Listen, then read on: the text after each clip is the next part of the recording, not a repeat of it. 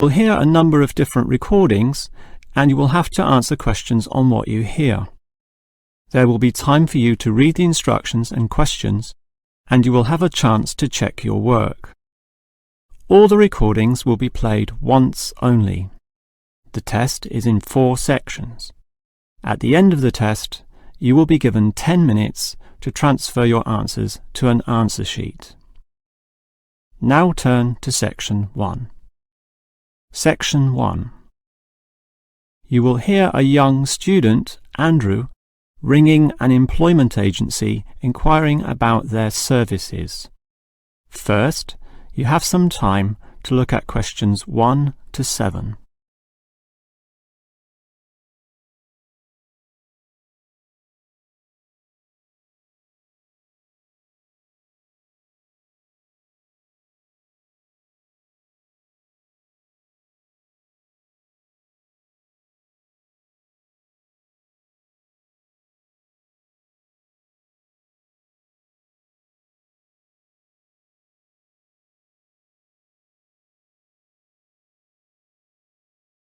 Now we shall begin.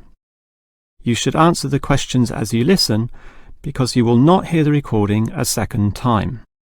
Now listen carefully and answer questions 1 to 7. Hello, is this the AAA employment agency? Yes.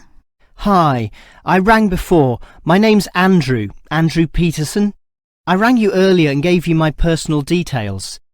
If you remember, I'm that student looking for work during the summer holidays. Oh, sure. Actually, I have your file right here. But we still need to add some further information. Yeah, that's what they told me, and that's why I'm ringing. What do you need to know? Well, we have to know your main level of education. It's a degree, I suppose. Yes, but I'm still doing it in engineering. It's quite interesting. Some of my friends are studying computing, though, so I'm interested in that also. Well, I'll just write in your main degree subject, engineering. We usually have a demand in computing, though. Have you worked with computers before? No, I just do some programming for fun at the university, but I almost got a job as a computer designer once. Actually, the only job I've ever had was as a car salesman, believe it or not. Well, at least you've had experience dealing with customers. What about hobbies, though? Sometimes they can help develop useful skills. In my free time I don't do much, mostly study. I play chess occasionally at the university chess club. That's right next to the tennis courts, but I'm not interested in that. Chess helps develop analytical skills, so I'll put that down. Of course, it's your main skills that employers want to know about. What would you say they are? Well, I'm in my 3rd year now, studying electrical machines and generating systems, but I'd say electronics is my best skill, much better than, say, my machine skills, which aren't so good, actually. Okay, machine skills are in demand, but so too are electronic ones, so we might be able to find you a part-time job in that field. But what sort of money do you expect to get? Oh, anything, really. I'd want the standard payment, let's say. What's normal? 1,000 a month? 1,500? I'll just put $1,200, okay? That's fine by me. When can you start? Say, within 2 days? Easily. Actually, less. In fact, just give me a ring and I'll be able to start immediately. Although I admit it'll take me a few days to get used to getting up early in the morning. Okay, that's just about it. Unless you'd like to add anything else which may help with your application? Not really. I ride a motorbike, but that's unimportant. I'm friendly, but every applicant claims that, right? I can speak another language. Ah, that might be useful, depending on the language. Is it Chinese? A Chinese speaker would go down well. Spanish, I'm afraid. You see, I grew up with some friends who came from South America. Okay, I'll write that down, but I don't think it will help that much, sorry to say. Before you hear the rest of the conversation, you have some time to look at questions 8 to 10.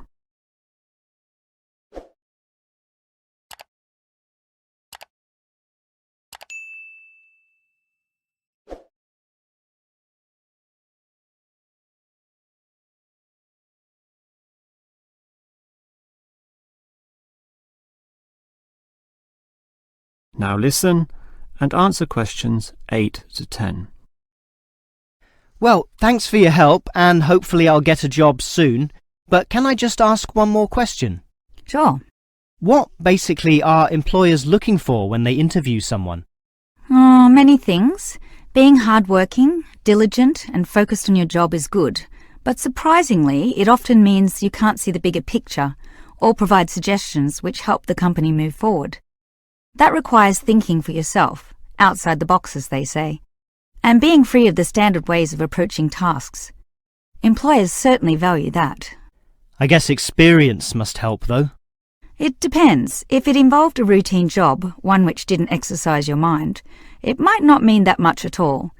But since companies are basically composed of people, it is important to be able to get along with others. There's no point in hiring someone whom the other employees don't like, right? That just causes problems. In fact, I would say that being friendly and approachable ranks far more highly than your academic qualifications. Okay, and that's all assessed at the interview, right? Yes, and your qualifications, experience, and approach to the job, such as whether you can do different things, work overtime, or do long hours, is needed. But those latter qualities are pretty much standard. What may be more important is based on the fact that things inevitably go wrong. Mistakes are made and someone's got to fix them in a way that creates the least disturbance. People with demonstrated abilities to do this are certainly regarded highly. I see.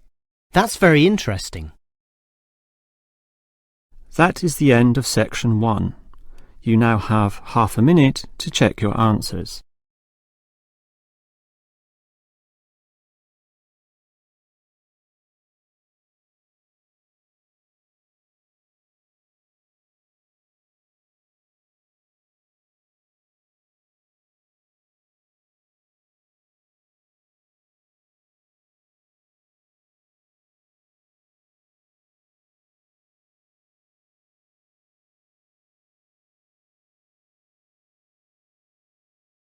Now turn to section 2.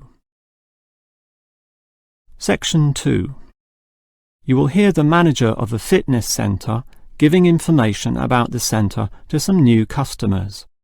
First, you have some time to look at questions 11 to 15.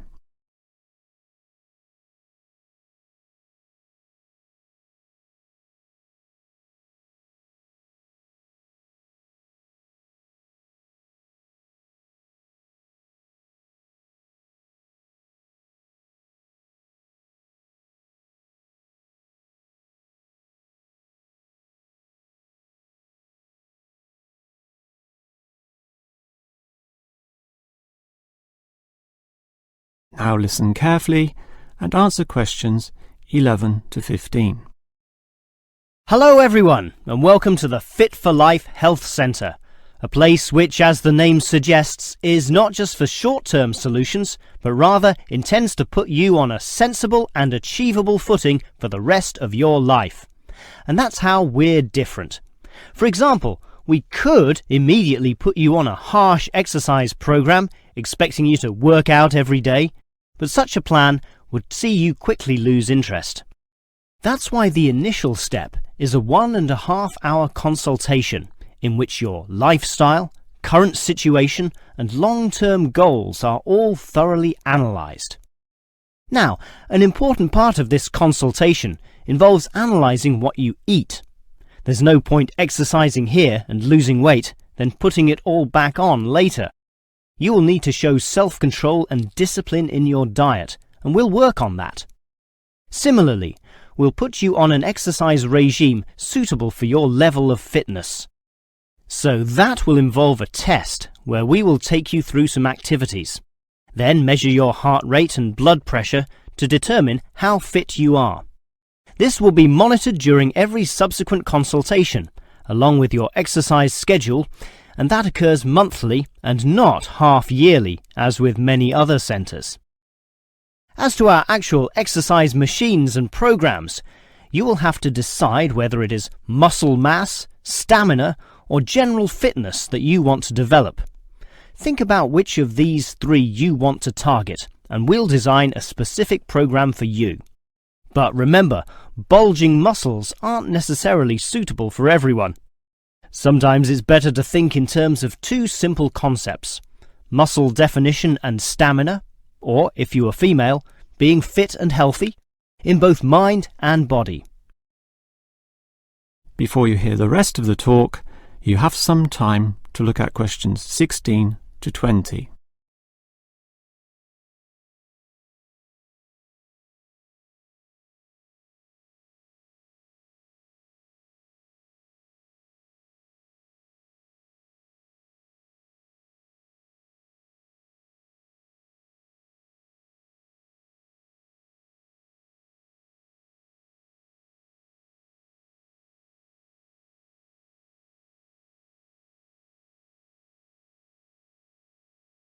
Now listen and answer questions 16 to 20. Now, if you're going to work out at this gym, you'll need to think about your reasons for exercising. So let's consider that in more detail. Muscle mass is certainly popular with the guys, probably seeking to impress the girls. And with muscles comes the confidence to do that, right? Well, for that, you'll need our high-stress weight units, where pumping iron is all the rage. Moving on to other benefits, one of the main ones is beating the tension of life, right? And the longer the exercise is, the greater the rewards in this respect. Thus, playing squash can certainly help, and so can swimming. But what's much better, as every jogger will tell you, is their activity. So we have ample jogging machines and they're always popular. They can provide good fitness too, as can the yoga classes. However, again, let's not forget playing squash, which I would say is the optimum way to improve your general well-being. Such an active, energetic game, plus the competitive element, drives you forward into high levels of health and fitness. These, of course, are the ultimate purposes of being here, but remember, the centre is full of like-minded people, all of whom are interesting to meet and valuable sources of information. The yoga classes have a pre- and post-meeting session, so you'll certainly meet others there, although they'll all be yoga enthusiasts, which limits the range somewhat. But whether doing yoga, swimming or exercising, everyone showers, right? So those facilities are where you'll hear all sorts of interesting conversations and really get to know people. Not like the front desk area, which is mostly empty as patrons go immediately inside to do their exercise. Of course, the front desk can answer all your questions and has information brochures and such like, but for knowing more about a greater variety of subjects and community concerns, look at the notice board in the yoga studio, where there's a huge array of papers, leaflets and articles, all for you to read and consider. That is the end of section 2. You now have half a minute to check your answers.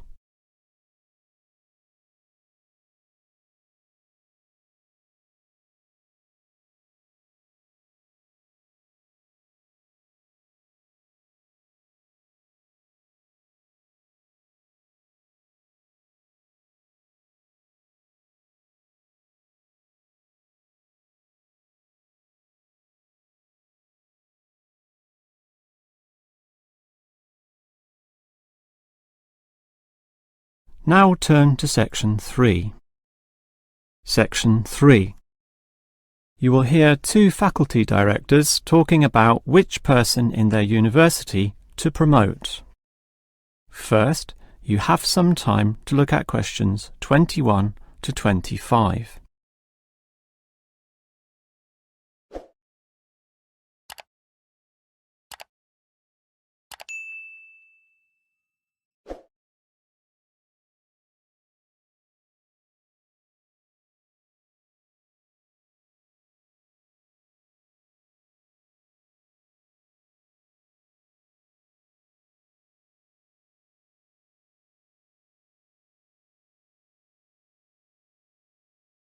Now listen carefully and answer questions 21 to 25. Okay, we've got to decide who to promote to leading education officer. Someone from the arts faculty, I suppose. Well, it can be from any faculty, since the position requires more general skills. Handling personnel, settling disputes and motivating them to focus on the task. It was the last position which involved computer knowledge, not this one. Surely computer knowledge would help. So too would knowledge in the arts. Sure, it would help, but the key criterion is being able to direct the staff appropriately. So it doesn't matter then from which faculty we select our candidates? Not really, but I've already looked at those from computing and rejected them all. Why? They're all too new, lacking in sufficient experience, whereas these ones from the business faculty are long-timers, so we'll take someone from there. I suppose you're right. The arts faculty doesn't present much in the way of suitable candidates either. But we'll still have to train the person, teach the ropes, as they say, and he or she will have to expect to do overtime as needed. Of course, it can get so busy that if we were open on the weekend, they'd have to work then as well. Just as well we're a Monday to Friday university, right? Right. But are you sure these people will actually want the job? The salary isn't such an improvement on their current ones. I know, but there are benefits. You get overtime rates, a nice place to put your car, as well as additional petrol money if you drive for company purposes, which they'll probably be required to do. But those benefits are quite limited, especially given all the work and responsibility involved. People often don't like that. They prefer the creative freedom of less senior teaching positions. Yeah, I know. But these candidates should realise that if they do this job well, there'll be more promotions down the line. You know how everyone likes having their own office, right? Sure. Well, that would come after a few years, if they're prepared to work hard and grow with the university. Yes, that should attract these people. Before you hear the rest of the conversation, you have some time to look at questions 26 to 30.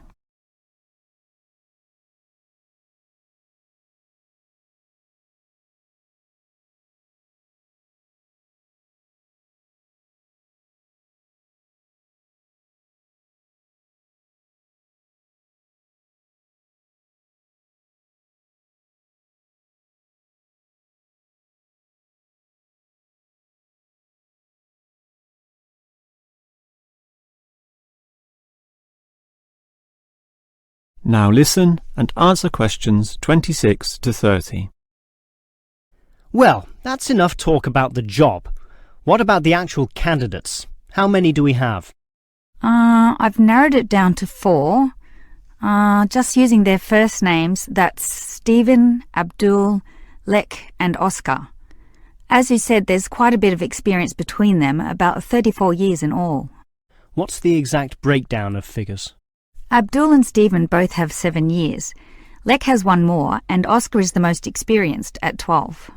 But who's the most qualified? Stephen and Abdul have an MBA. Oh, sorry, Abdul's got something called a MBP, some foreign thing which translates as Master of Business Practice. I'm not sure what that is, but does he do the job well?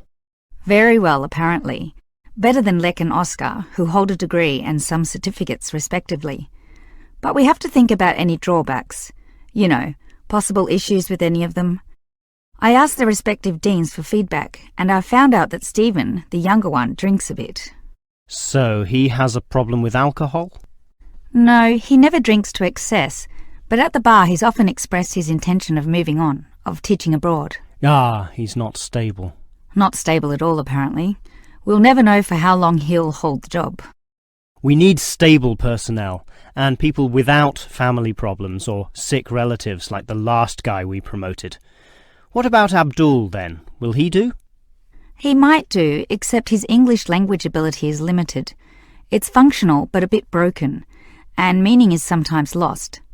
That's not the problem with the next candidate, Lek, who has good language ability, but this job involves handling people, and his dean says Lek's attitude is bad. In what way? His manners are okay, and he's interested in his job, but he believes there should always be adequate leisure in life. He definitely won't work overtime and complains a lot already about his job. But this last candidate, Oscar, is probably not the right one either. Why not? Not another problem with language. His first language isn't English, but he speaks it well enough. He's stable with a good attitude, but his age is the problem. Age is not a problem. That would be ageism, and I don't believe in that. But with his age comes health problems as well, and serious ones at that. Oh, that might be an issue then. That is the end of section 3. You now have half a minute to check your answers.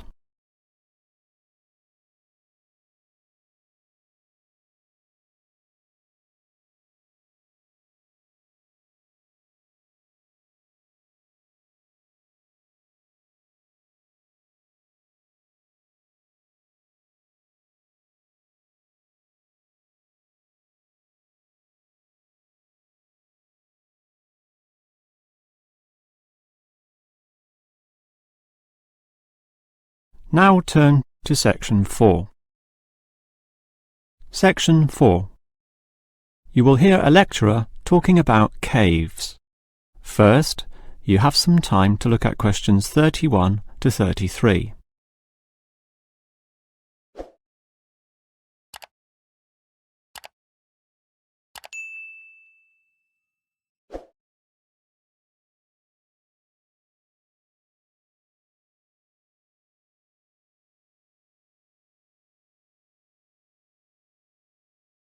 Now listen carefully and answer questions 31 to 33. If there is one natural feature which has long fascinated man, it is caves, those natural underground spaces into which people can enter. No known cave in the world can exist without it being extensively explored, whether it be in remote areas, such as the Clearwater Cave in Borneo, or immensely long and difficult, such as Mammoth Cave in America. Or perhaps the most challenging, those caves below the water table, full with water, in which case the exploration is known as cave diving. Whatever the case, if the caves are known, as complex and difficult as they usually are, they will be explored. The formal name for the study of caves is speleology, and involves many disciplines such as chemistry, geology, biology, and cartography, or the science of making accurate maps, since the largest caves can be hundreds of kilometres long and highly complicated. If the exploration is just for fun, the activity is known as caving. But with the difficulties and dangers involved, the average caver is often involved with one of these speleological sciences. As for the number of caves in the world, research suggests that only a fraction have been found and documented, mostly in the areas in which caving has long been a popular activity, such as in America, France, or Australia. China, for example, has huge areas of limestone bedrock, prime material for cave formation, and logically must contain among the largest number of caves in the world. Yet only few are documented due to the lack of interest in caving there. Thus, as exploration continues, new caves will be discovered, and it is likely that the numbers could radically change in the future. Before you hear the rest of the lecture, you have some time to look at questions 34 to 40.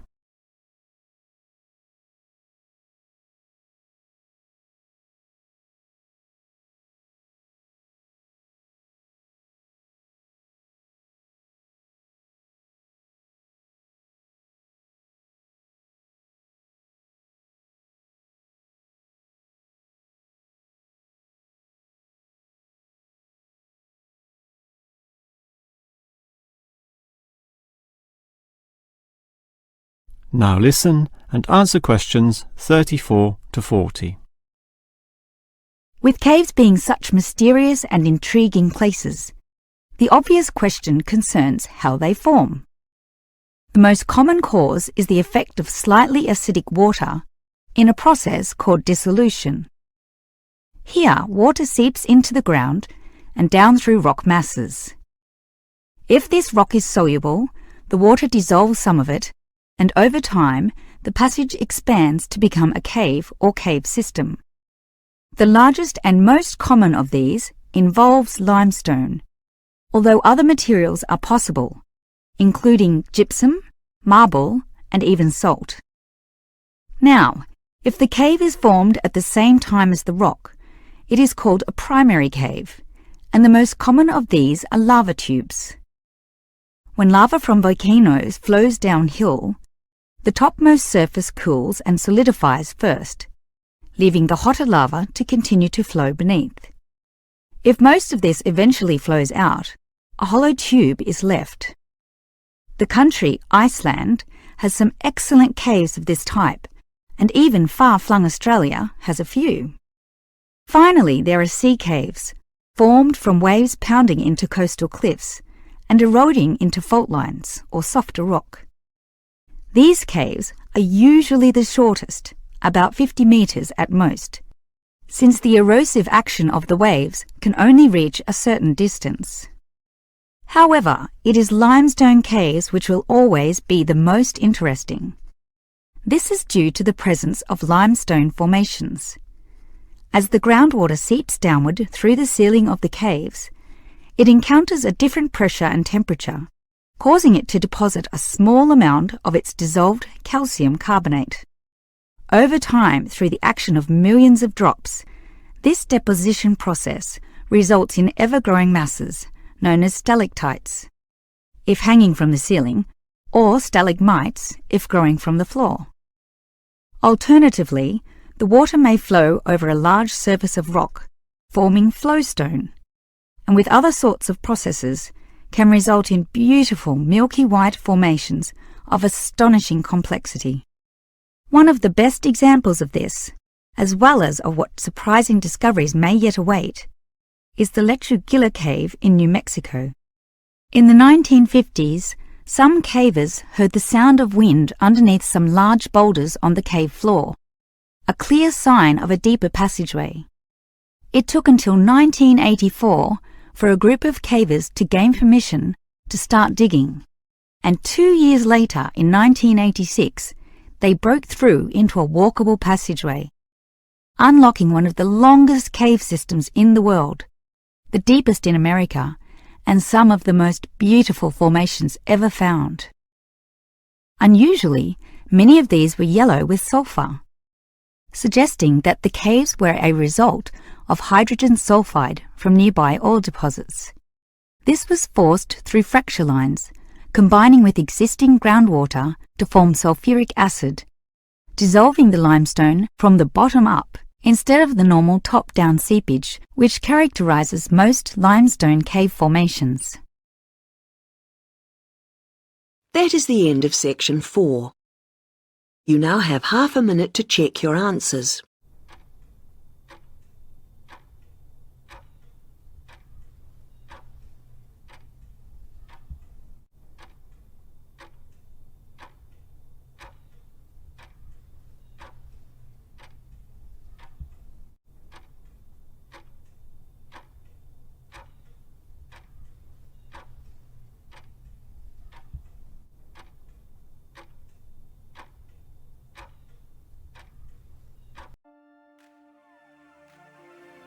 That is the end of the listening test.